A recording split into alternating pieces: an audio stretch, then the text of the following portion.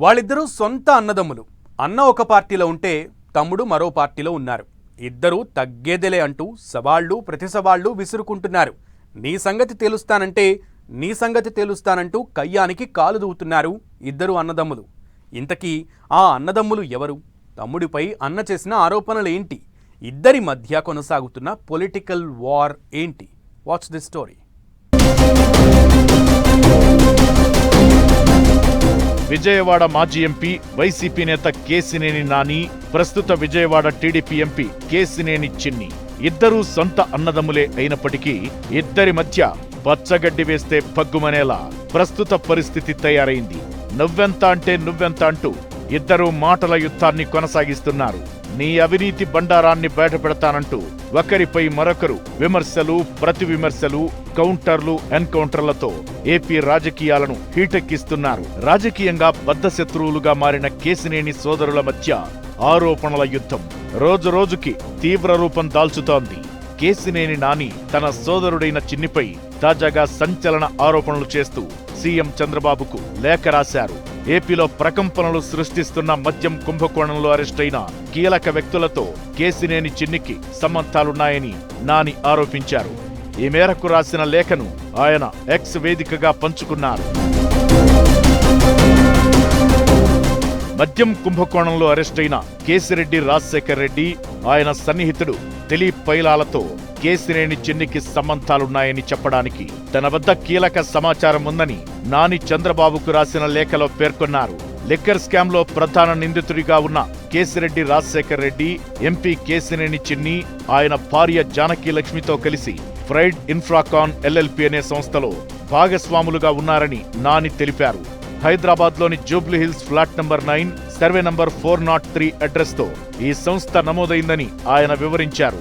ఇదే సమయంలో కేశిరెడ్డి, దిలీప్ పైలాడ్ నిర్వహిస్తున్న Ishanvi infra projects private limited కూడా ఇదే చిరునామాతో కార్యకలాపాలు కొనసాగిస్తోందని నాని ఆరోపించారు. ఈ రెండు సంస్థలు ఒకే అధికారిక ఈమెయిల్ ఐడిని వినియోగిస్తున్నాయని తెలిపారు. ఇది రెండు సంస్థల మధ్య ఉద్దేశపూర్వక కార్యాచరణ సంబంధాన్ని స్పష్టం చేస్తోందని నాని ఆరోపించారు. ఇప్పటికే ఈ కేసులో ఇద్దరు కీలక వ్యక్తులు అరెస్టైన నేపథ్యంలో సిట్టింగ్ ఎంపీకి వారితో ప్రత్యక్ష సంబంధాలుండటం తీవ్ర ఆందోళన కలిగిస్తోందన్నారు. మద్యం కుంభకోణంతో సంబంధమున్న నిధులను పెద్ద మొత్తంలో చిన్ని అక్రమంగా హైదరాబాద్ రియల్ ఎస్టేట్, విదేశీ కంపెనీల్లో పెట్టుబడులుగా మళ్లించారని తనకు సమాచారముందని ఆరోపించారు. ఈ వ్యవహారంలో లెక్కల్లో చూపని సంపదను దాచిపెట్టడానికి మనీ లాండరింగ్ కు పాల్పడి ఉండవచ్చనే అనుమానాలను నాని వ్యక్తం చేశారు.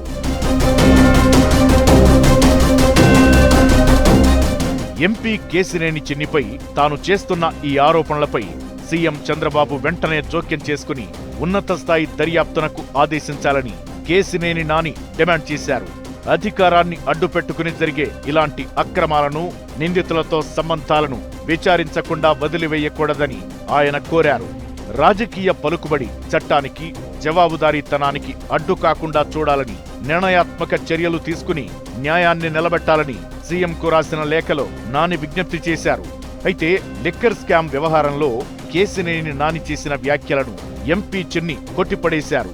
తమ సంస్థకు చెందిన ఆస్తి సరిహద్దులో కేశిరెడ్డి సంస్థకు చెందిన స్థలం ఉండటంతో కలిసే నిర్మాణ పనులు చేపట్టేందుకు 2021లో రిజిస్టర్ అయిన సంస్థ అదని తెలిపారు. తాను రాజకీయాల్లోకి రాకముందే కేశిరెడ్డితో సంస్థతో తెగతెంపులు చేసుకున్నానన్నారు. విదేశాల్లో పెట్టుబడులంటూ నాని చేసిన ఆరోపణలు నిరూపించాలని సవాల్ విసిరారు. దమ్ముంటే తనకు కేశిరెడ్డి రాజశేఖర్ రెడ్డికి మధ్య ఆర్థిక లావాదేవీలు ఉన్నట్లుగా నిరూపించాలని చిన్ని ఫైర్ అయ్యారు. అయితే టీడీపీ ఎంపీ చిన్నికి, వైసీపీ నేత కేశిరెడ్డికి మధ్య వ్యాపార సంబంధాలున్నాయని నాని ఆరోపించడం ఏపీ రాజకీయాల్లో సంచలనం రేకెత్తిస్తోంది.